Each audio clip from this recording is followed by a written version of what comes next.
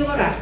So we get to this bit of the afternoon and we get to talk about this, which, as Cassandra said, it is something very dear to my heart. Hang on, I'm learning to press the... It works! Very dear to my heart. I have been involved in working in mental health for more than 20 years in lived experience roles, and I've been accessing services for more than 40. I know, right? I'm just saying I don't look that old. Did you miss that? So, you know, I've worked in probably nearly every peer, consumer, service user, and lived experience role that we have, and for a long time. And I remember our beginnings and how hard that was. I was one of the first consumer advisors in Taranaki, and at a time when that role hadn't happened before, and we were kind of making it up as we went along, which had pluses plus minuses. It was a great role to cut my teeth on, but it nearly killed me a few times in the best possible way. So today I'm going to talk to you about that, and the title, When Life and Work Conflate, is exactly what it means, and it does make it different to how other people work. So I'm using peer in this presentation as a blanket term that includes lived experience, consumer, service user and peer support workforce roles. So who are we? Hang on, I've got another picture for that. We're tomatoes, obviously. No. We are people who have lived experience of mental health and addiction needs, recovery and well-being, and who want to use our experiences and learning to create and be part of effective options and support for people like us. We want to change our landscapes into kinder, more understanding and effective healing places. Mental health and addiction peers are the same, but different. Hence the two coloured tomatoes, just as a hint. Our treatment paths are different, and I think this is what relates to the differences between us. But mental health treatment traditionally starts most often under a medical model. So medication first, always, hospitalisation, symptom focus and risk management, and can include forced treatment and restrictive practices. Many of those workforce roles started within a rights-based paradigm. Addiction treatment, sorry, I've got dry mouth because I'm slightly nervous, so if I make funny noises, that's what that is.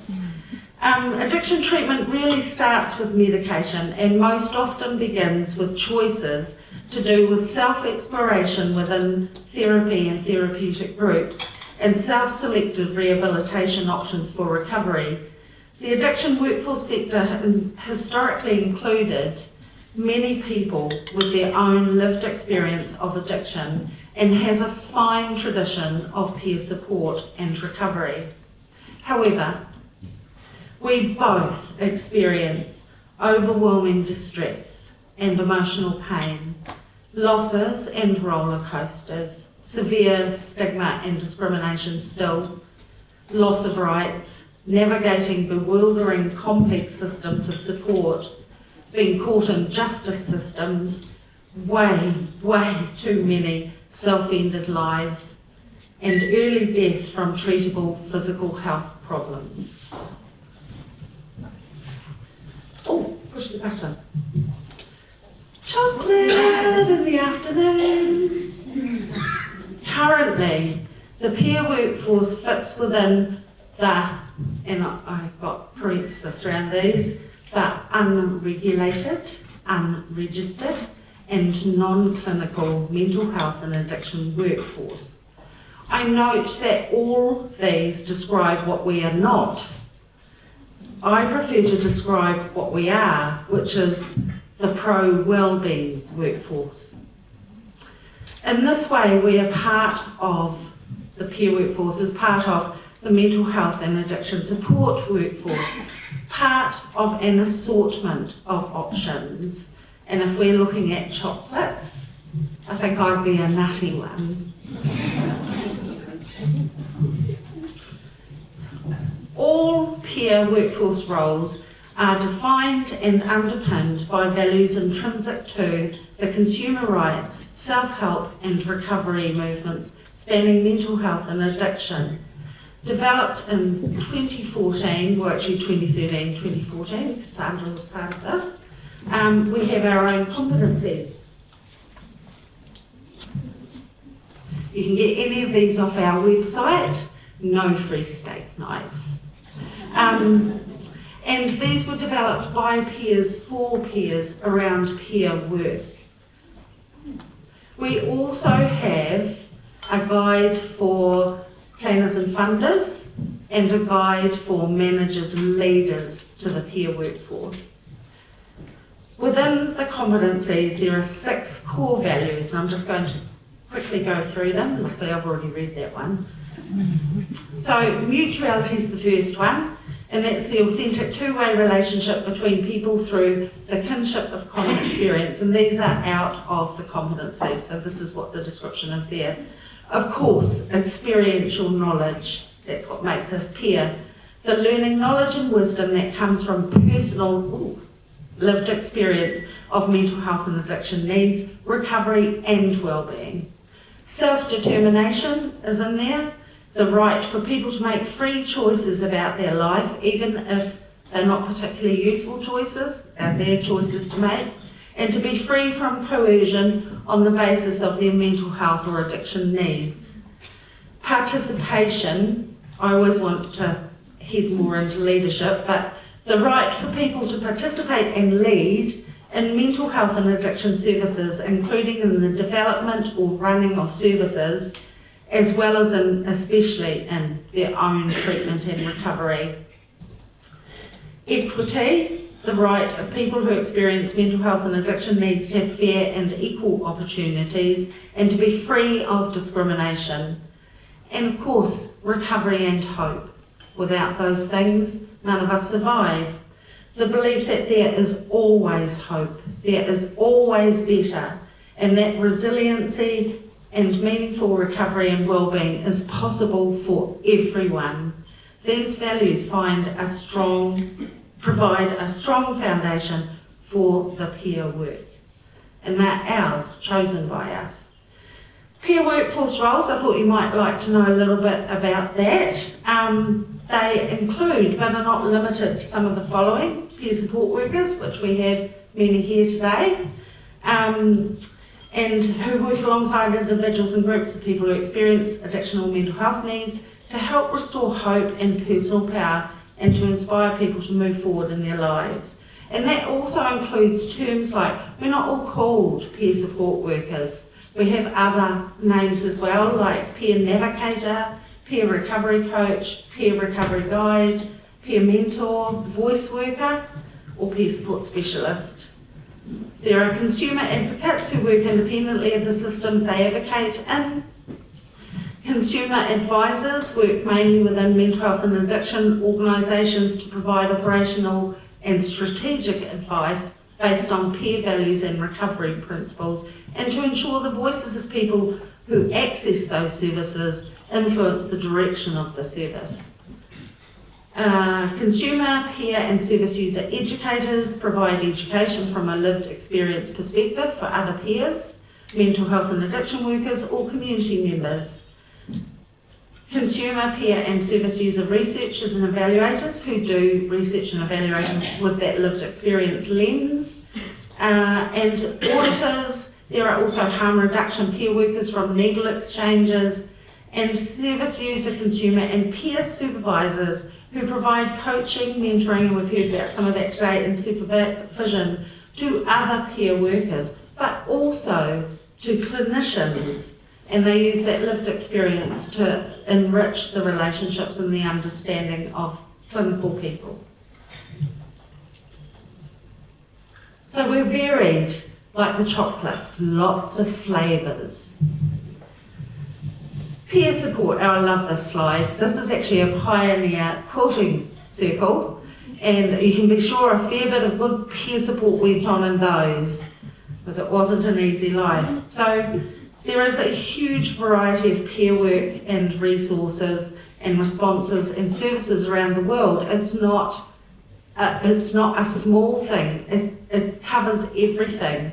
And so peer support services may include, and they do both here and overseas, support to access housing, education and employment, support in crisis, artistic and cultural activities, recovery education, social and recreational activities, mentoring, cultural peer services, especially with Indigenous people, system navigation, material support sometimes, reconnecting people with their communities and resources is huge. And other peer services provide individual and systemic advocacy, advice and consultancy and policy development and mainstream service funders and providers, supervision of peer workers, and I think I've gone through all of those. So this is the big question, and I think this is the one that a lot of people have spoken to me about today that needs some clarity and understanding. And that is, what is the difference between a peer support worker and other support workers that have their own lived experience? I absolutely believe all lived experience should be valued and for it to be able to show up in our work. However, for peer workers, there are some really clear delineations that make us different, but the same. We are identified clearly, and most often within our job titles, as people who have lived experience, personal lived experience, of mental health and addiction needs, recovery and well-being. Now that's in our title by being called peer, consumer, service user, lived experience. Everyone knows we're out. We are expected to and trained to use our own experiences within our work and with people we support, where quite often other roles are taught that that's a boundary breach that you can't share in. So this is a deep sharing of our experiences. We have our own competencies and values, ta-da! And we are trained to work within peer models and paradigms that align to our values and beliefs. They are different from support work models and trainings, although there are bits that are similar, but there are very particular things. And I really encourage you to go onto our website and have a look at the competencies and the guides that go with them if you still have some questions. Last year on November, it was the 27th of November, 38 mental health and addiction lived experience workers and leaders met in Wellington for a forum to discuss and plan what peer and consumer workforce development in New Zealand could look like. Man, that was a long sentence. Just catch my breath. Right, participants were diverse. It was awesome. It was so cool. They came from across New Zealand and held a variety of roles, including advisors, educators, peer support workers, researchers, leadership positions in DHB and NGO mental health and addiction services. And the day started with a snapshot of where the peer workforce is currently at. Following this, using open space technology, which was fun, it was a really good way of doing it, participants outlined what a valued, effective and vibrant peer workforce of the future would look like, under the headings of where will we work, who will we work with, what will we be doing, and what do we need to support this. It was an awesome morning, and people gave of their thoughts and times and energy so willingly. So participants then went through in the afternoon and described what was needed to get to that future under the 5 workforce development headings from the Mental Health and Addiction Workforce Action Plan from the Ministry of Health. The feedback was very strong that there needs to be a certain amount of development that and resourcing that gets put into growing and protecting the peer workforce. And it's pivotal that we are involved in all aspects of workforce development for true and sustainable growth and advancement of this workforce. And I think the thing to remember is that all these things that I'm saying, not everybody agrees entirely. There are questions about professionalising this workforce just as they are about the support workforce. What does that look like? Do we want it? Will we lose stuff by doing it? But we actually have to be real. If we're going to be a vibrant workforce, then we need to be able to prove that what we do works and that we have value and we have standards.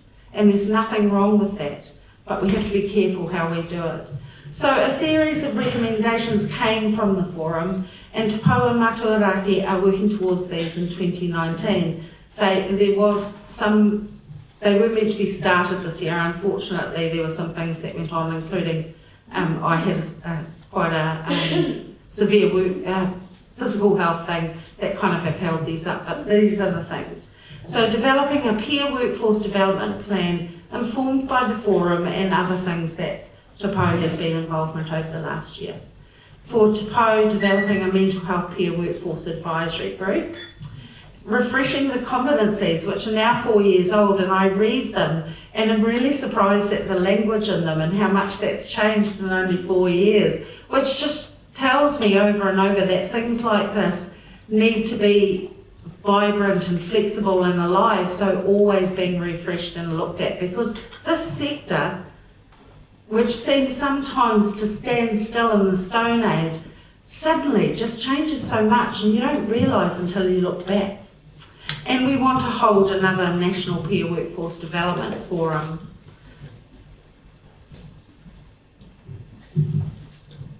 That's my boss.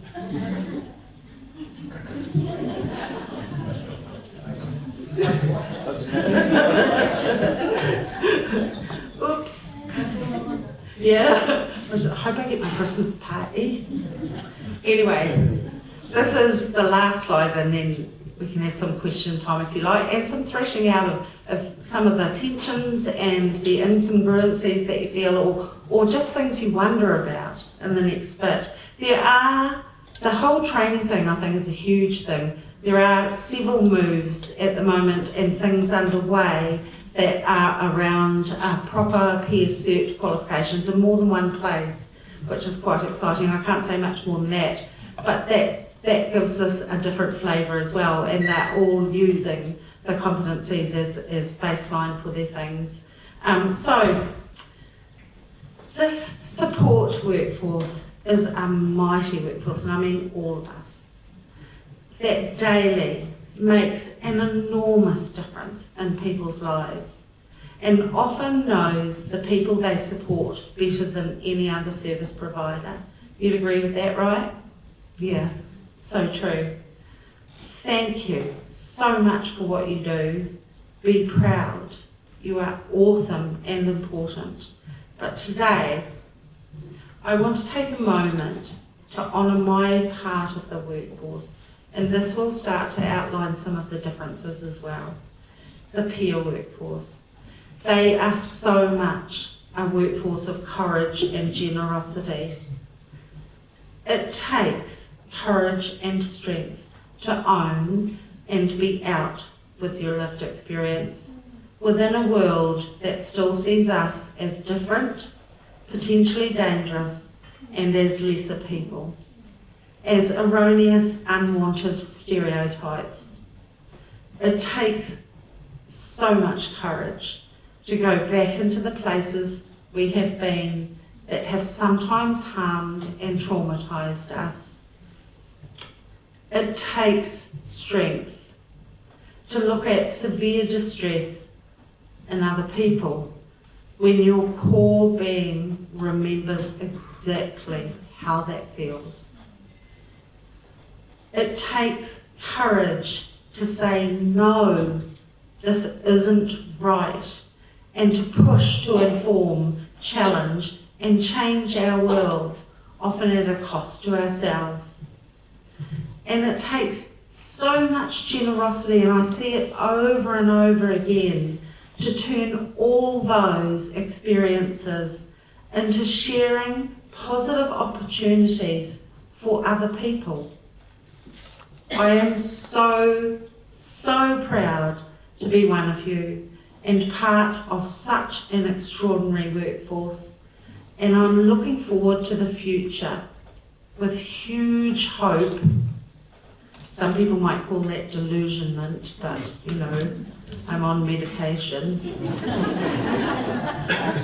But no, I am. I think we're at a turning point. I think we're at a stage now where we're more than emergent. We're stepping in and taking our place within the scheme of things and grabbing what we need to make this effective, because we do, just like all of you in this room, want to use everything that we have and everything that we experience to make a difference for people. There's too much pain in the world already, and we are part of the answer to that.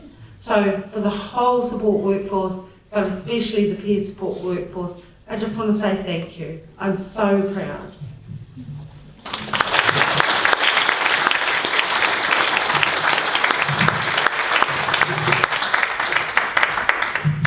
No questions, great!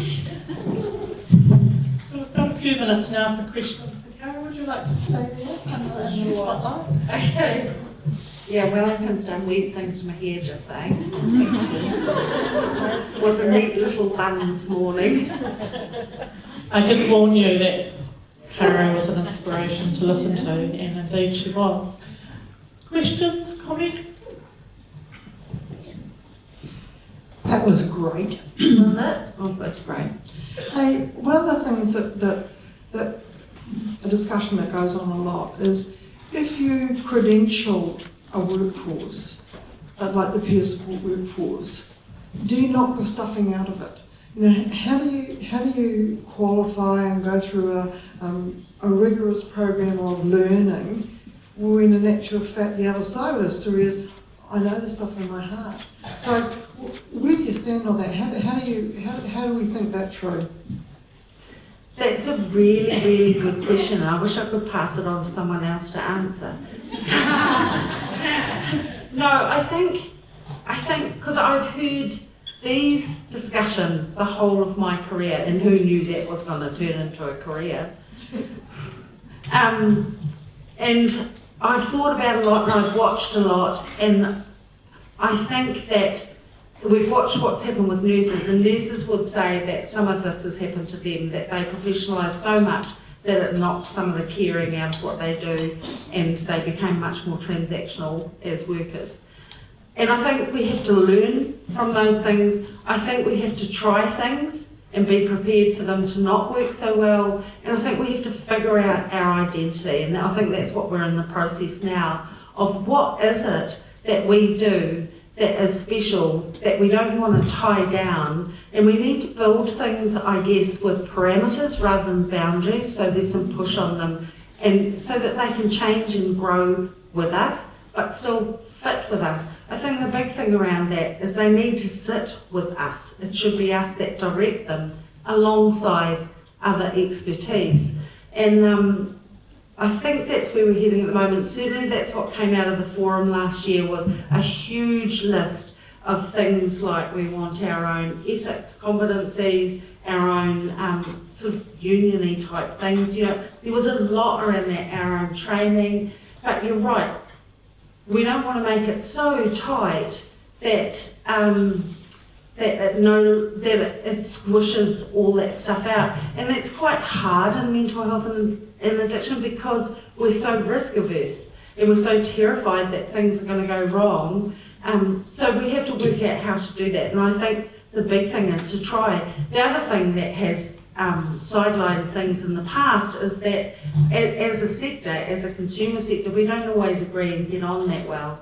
And that can sometimes make things not work so well. And I think we have to work past that and be mature and have those hard conversations, but come to an outcome. And like, the competencies are not perfect by any means, not even close, but we got them down, and that's the start. And I think that's how we do it.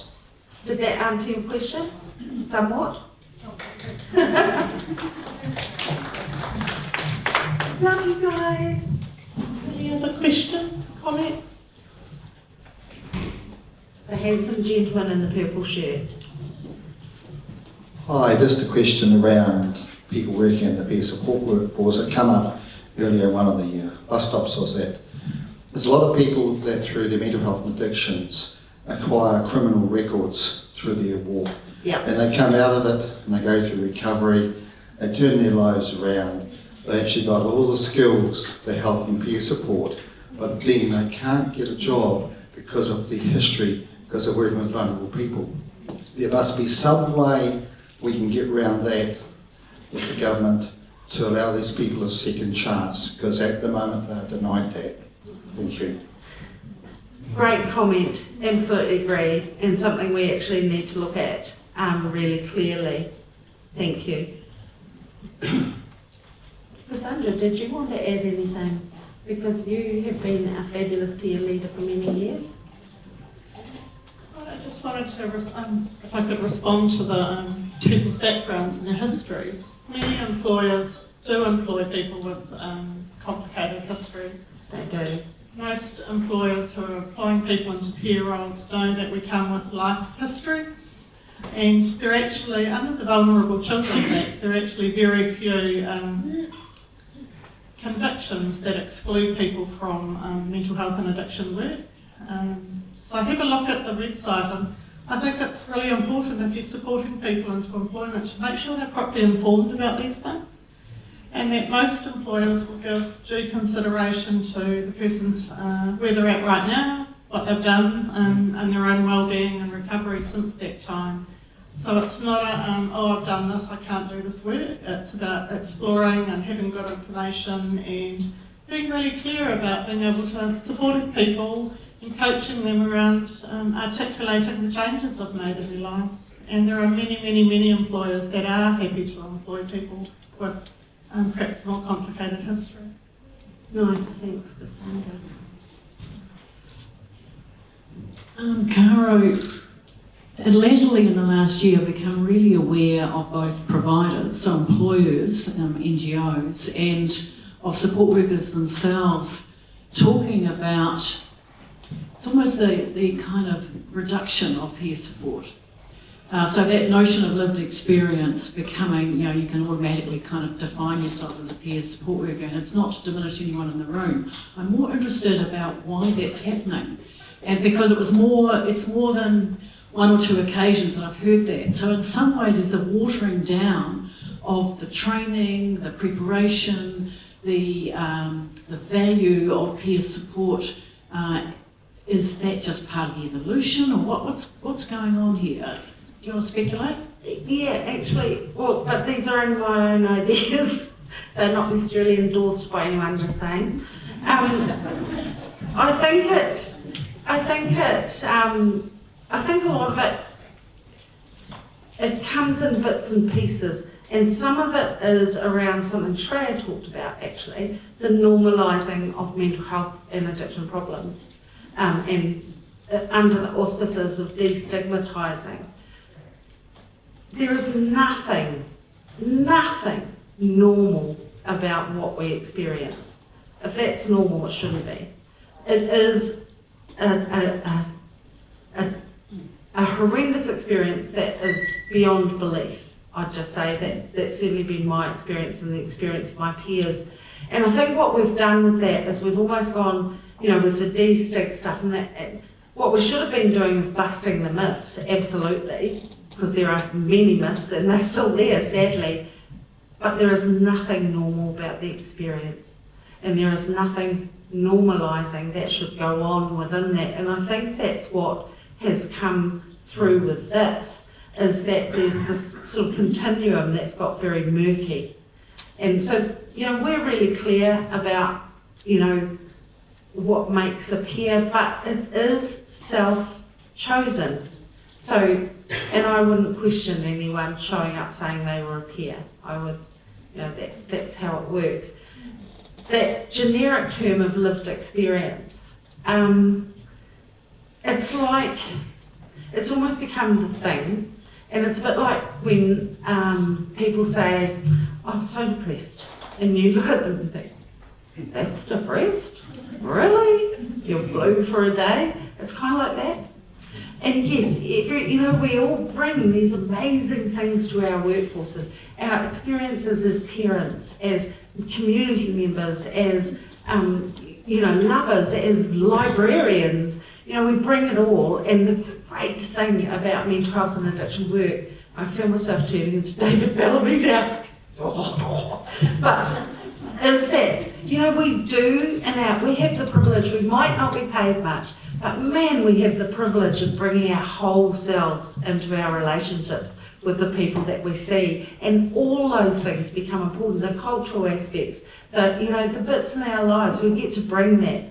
I think for the peer workforce, it's very clearly that, the experience that we've gone through to do with our own, and this peer workforce is about people's personal lived experience, major mental health and addiction things that we used to have back in the day.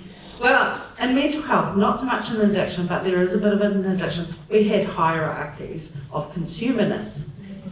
Now they're still there a bit, but we fight those all the time because trauma is trauma, quite frankly, and those experiences are traumatic. So if you were gold standard, then you'd been in seclusion, you'd been restrained, you had a psychotic illness, you'd been on 25 different medications and none of them would work, and you'd managed to ditch most of your family and friends. So that was the gold standard. They were the queen or king consumer at every meeting. We have kind of settled some of that out. It's still there a bit. But it's funny how we create these hierarchies no matter what group we're in. And it comes from being partly marginalised group of people. We all search for our value within those areas. But the first time I came to a consumer meeting, as they were called in those days, I felt like I'd come home and I'd found my tribe. But I was the baby. And that wasn't so nice. So, that I've wondered a bit with your question there, but all of that stuff around watering stuff down, sometimes it's helpful. In this case, not now. It has busted some of the myths. We've still got a way to go with that, and that's what we need to look at.